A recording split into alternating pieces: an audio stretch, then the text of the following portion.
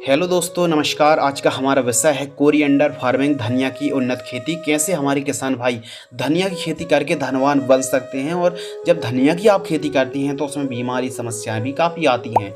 जैसे खासकर दोस्तों धनिया सूखने की समस्या आती है, जर्मिनेशन सही से नहीं हो पाता है और खासकर पीलापन की समस्या है। पैदावार बढ़ाने के लिए कौन सी न्यूट्रिएंट वेस्ट पोषक तत्वों की पूर्ति करना चाहिए, कौन सी बीमारी आती है, कौन सी बेस्ट वैरायटी, टाइमिंग, जलवायु, खेत की तैयारी से लेकर एक एकड़ में कितने सीड्स की आवश्यकता पड़ेगी, संपूर्ण जानकारी के लिए इस वीडियो को पूरा वॉच करें। चैनल पर पहली बार आए हैं तो चैनल को सब्सक्राइब भी कर लीजिए। धनिया की दोस्तों एक ऐसी फसल है जो कि कम समय पर, कम लागत पर और कम मेहनत पर एक अच्छा मुनाफा आप धनिया की फसल से निकाल सकते हैं। तो कोरिएंडर फार्मिंग की इस वीडियो के माध्यम से डिटेल में संपूर्ण जानकारी शेयर करने वाले हैं। चलिए शुरू करते हैं। सबसे पहले बात करते हैं टाइमिंग। तो धनिया की खेती में से तो 12 महीने आप खेती कर सकते हैं, लेकिन खासकर सबसे उचित जो समय है गर्मियों के लिए फरवरी से मार्च, ठंड के लिए अक्टूबर से नवंबर, जून से जुलाई का जो मंथ है काफ़ी परफेक्ट माना जाता है। सर्दियों में अक्टूबर नवंबर पर ईजिली धनिया ग्रो हो जाती है, कोई स्प्रे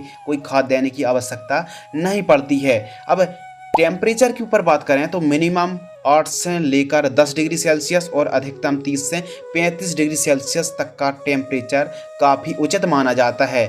अब यदि 45 से ऊपर का टेम्परेचर जाता है तो फिर धनिया को ग्रो करना बहुत ज़्यादा मुश्किल वाला काम है। 38-40 डिग्री सेल्सियस में भी बहुत ज़्यादा सिंचाई के साधन हैं, तभी आप धनिया की खेती करें, खासकर गर्मियों के दिनों पर। सर्दियों के दिनों पर कम लागत पर और बिना स्प्रे की फसल तैयार हो जाती है, इसमें कोई डाउट भी नहीं है। भूमि तो सभी प्रकार की भूमि पर आप धनिया की खेती कर सकते हैं। अच्छा उत्पादन के लिए काली मिट्टी, काली दोमट काफ़ी उपयुक्त मानी जाती है। मृदा की पीएच वैल्यू 5.5 से लेकर 7.5 तक चल जाती है। खेत की तैयारी में नॉर्मल तरीके से जैसे आप सभी फसलों की तैयारी करते हैं उस हिसाब से खेत की तैयारी कर सकते हैं। बस उत्तम जल निकास का प्रबंध होना बहुत ज़्यादा ज़रूरी है। उन्नतशील किस्मों के ऊपर बात करें तो मार्केट में हम हाइब्रिड वैरायटी के बारे में बात कर रहे हैं दोस्तों। सैकड़ों वैरायटी हैं, लेकिन अच्छा उत्पादन देने वाली किस्मों में से नंबर 1 जो वैरायटी है आरके सीड्स रॉयल ब्लीज के नाम से आती है। साइनी ब्रांड की रुचि इम्पोर्टेड के नाम से आती है। नामधारी की एनएस सुरभि के नाम से आती है। इसके अलावा बॉम्बे सुपर हाइब्रिड सीड्स के नाम से आती है। अंकुर की कोरिएंडर नूतन सीड्स के नाम से आती है। इंडम अमेरिकन की मल्टी कट के नाम से आती है और वहीं गोल्डन सीड्स की सुपर ग्रीन के नाम से आती है। तो इन वैरायटी का आप चुनाव कर सकते हैं। सबसे बढ़िया आरके की रॉयल ब्रीज वैरायटी है। प्रति एकड़ सीड्स, एक एकड़ में यदि आप सर्दियों के दिनों पर खेती कर रहे हैं तो 5 से 6 किलोग्राम सीड्स पर्याप्त है। लेकिन आप गर्मियों के दिनों पर खेती कर रहे हैं तो कम से कम 20% सीड्स को एक्स्ट्रा ही आपको सोइंग करना चाहिए। बीज उपचार, हाइब्रिड बीज भी आप लगा रहे हैं और जर्मिनेशन की समस्या आती है तो आपको पता होगा कि पैकेट नया और बीज पुराना होता है। आपको ये देखना है कि कहीं एक्सपायरी डेट वाला सीड्स तो आप बुआई तो नहीं कर रहे हैं, लेकिन फिर भी जर्मिनेशन अच्छा हो तो कोई फंगीसाइड नहीं बल्कि बीजों को आप ट्राइकोडर्मा से आप बीजों को उपचार करें। 1 किलोग्राम बीजों को 5 ग्राम ट्राइकोडर्मा से आप उपचार करते हैं और उसके बाद बुआई करते हैं तो फिर अंकुरण और जर्मिनेशन बहुत अच्छा होने वाला है। ध्यान रखें जब भी आप बीज उपचार कर रहे हों तो उस समय आपको छाव में सीड्स को सुखाना चाहिए। बेसल डोज बहुत ज़्यादा ज़रूरी है।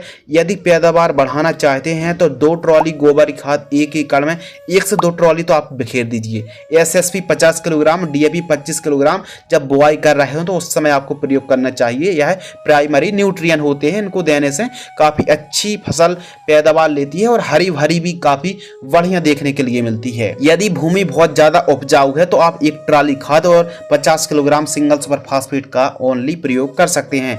बुआई की भी अलग अलग विधियां हैं, छिटका विधि और अब तो मल्टी सीडर भी आ चुके हैं तो सीडल विधि से भी आप सीडल विधि से आप सोइंग कर सकते हैं। ब्रॉडकास्ट विधि भी काफ़ी पॉपुलर और प्रचलन में है। और यदि आप सिस्टमिक तरीके से खेती करना चाहते हैं तो बेड में आप धनिया की बुआई कर सकते हैं। बेड विधि से धनिया की खेती कर सकते हैं।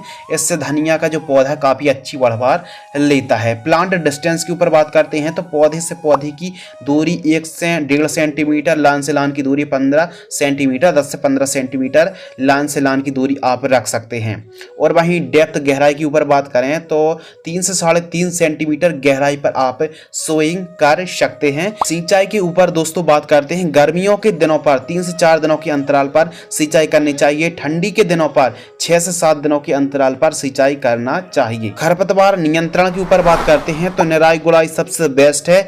और खरपतवार नाशक की ऊपर बात करें दोस्तों तो वेब सुपर जो बायर कंपनी की वेब सुपर आती है उसका भी आप स्प्रे ले सकते हैं, लेकिन निराई गुड़ाई सबसे बढ़िया है। एक निराई गुड़ाई करना तो बहुत ज़्यादा जरूरी है। खरपतवार मुक्त फसल रखेंगे तभी एक अच्छी पैदावार और फसल हरी भरी देखने के लिए मिलेगी। खरपतवार जितनी ज़्यादा फसल में रहेंगे हो सकता है उतनी अच्छी आपको ईल्ड देखने के लिए ना मिले, तो खरपतवार मुक्त फसल आपको रखना है। स्प्रे शेड्यूल के ऊपर बात करते हैं। देखिए सर्दियों के दिनों पर कोरिएंडर को ग्रो कर रहे हैं तो कोई समस्या नहीं आएगी, लेकिन आप गर्मियों के दिनों पर खेती कर रहे हैं तो फिर रोग भी आएंगे, बीमारी भी आएंगी, प्लस पीलापन की समस्या देखने के लिए मिलेगा, प्लस पैदावार भी कम मिलेगी। तो इसके लिए आपको स्प्रे फॉलो करना बहुत ज़्यादा जरूरी है। तो बात कर लेते हैं कौन कौन से कीट आते हैं। प्रमुख रूप से एफिड, लीफ स्पॉट, फंगस आता है, कट वर्म का प्रकोप भी देखने के लिए मिलता है, और पाउडरी मिल्ड्यू और खासकर विल्ट की समस्या आती है, लौंगिया रोग आता है। तो इन सभी में जो थ्रिप्स है यानी जो एफिड है, हरा तीला है,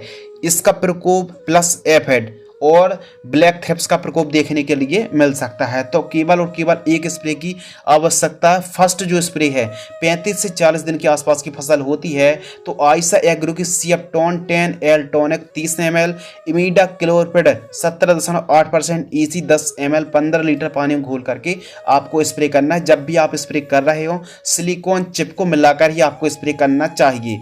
इससे जो घोल है लॉन्ग लास्टिंग हमको रिजल्ट देखने के लिए मिलता है, पत्तों पर प्रॉपर चिपक जाता है, लेकिन कोई बीमारी नहीं है, कोई पीलापन की समस्या ही नहीं है। तब ऐसी कंडीशन पर कोई भी 1% भी आप ऑर्गेनिक तरीके से फसल ग्रो कर सकते हैं। कोई भी आपको 1% भी कीटनाशक दवाई का स्प्रे करने की बिल्कुल भी आवश्यकता नहीं है।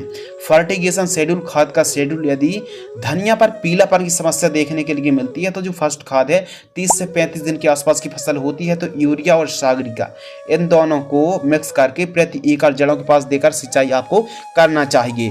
लाइफ साइकिल तो 90 दिन से लेकर 120 दिन के आसपास की फसल मानी जाती है लाइफ साइकिल। अब हाइब्रिड धनिया को आप बो रहे हैं, सोइंग कर रहे हैं, बुआई की है तो वो काफ़ी लंबे समय तक चलती है और मार्केट में बाजार भाव अच्छी नहीं है दोस्तों, तो फिर उसको आप काट कर भी मार्केट में बेच सकते हैं और फिर दोबारा फिर आप सिंचाई करेंगे तो फिर दोबारा फिर से फसल तैयार हो जाएगी। तो इस हिसाब से भी आप कटवा करके धनिया की बिक्री कर सकते हैं यदि बाजार भाव अच्छे नहीं मिल रहे हैं तो। फर्स्ट हार्वेस्टिंग के ऊपर बात करें तो 60 से 65 दिन में हमारी धनिया की फसल हार्वेस्टिंग के लिए तैयार हो जाती है। और इस हिसाब से आपको यदि रेट नहीं मिल रहा है तो फिर कटिंग कर दीजिए और 25-30 दिन बाद फिर से हमारी सेकंड हार्वेस्टिंग के लिए धनिया की जो प्लांट्स होते हैं, जो फसल है वो तैयार हो जाएगी। उत्पादन सीजन पर 65 से 70 क्विंटल पैदावार होती है, लेकिन गर्मियों पर कर रहे हैं तो पैदावार घटेगी प्लस बाजार भाव बढ़ेंगे। तो इस हिसाब से भी आप सोच सकते हैं। लेकिन जो उत्पादन है 65 से 70 क्विंटल के आसपास पैदावार होती है। लागत 1 एकड़ में धनिया की खेती करने में बहुत ज़्यादा खर्च नहीं आता है। अधिकतम 10,000 रुपए के आसपास 1 एकड़ में लागत लगेगी। मुनाफा यदि हमारे किसानों को 20 रुपए केजी का रेट मिल जाता है 2,000 रुपए क्विंटल, लेकिन इससे ज़्यादा ही रेट देखने के लिए मिलता है और सर्दियों के दिनों पर रेट कम भी हो सकता है, इसमें कोई डाउट नहीं है। 65 क्विंटल का ही हम पैदावार मान लेते हैं। 65 में यदि 2,000 का इंटू कर देंगे तो 1,30,000 रुपये के दोस्तों आसपास हमारा मुनाफा आ गया। अब मुनाफा में से लागत को घटा देंगे, मुनाफा 1,30,000, लागत लगी 10,000, तो जो हमारा नेट प्रॉफिट है दोस्तों 1,20,000 रुपये हमारा शुद्ध लाभ यानी नेट प्रॉफिट आ गया। 1,30,000 रुपये दोस्तों हमारा मुनाफा आ गया, लागत घटा देंगे, लागत लगी 10,000, तो जो शुद्ध लाभ है 1,20,000 रुपये हमारा 1 एकड़ जो प्रॉफिट है दोस्तों वो आ गया। Net profit 1,20,000।